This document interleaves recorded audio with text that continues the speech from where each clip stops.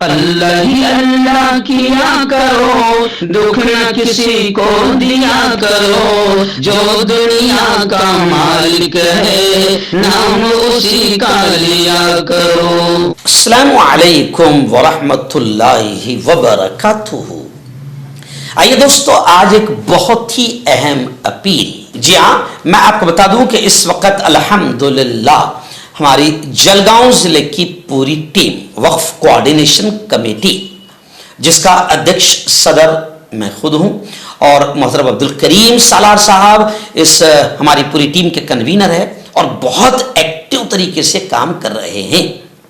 الحمدللہ پورے بھارت میں وقف قانون کے خلاف سب سے زیادہ مہم اور تحریک وہ میرے اپنے شہر جلگاؤں سے چلی، جو پورے بھارت میں مشہور ہوئی، اور الحمدللہ اب ہم آل انڈیا مسلم پرسنل بورڈ کے آدیش اور ہمارے بڑوں، ہمارے اکابرین کے حکم پر ہم پورے ضلع میں وقف امید پورٹل کو لے کر لوگوں میں بیداری مہم چلا رہے ہیں۔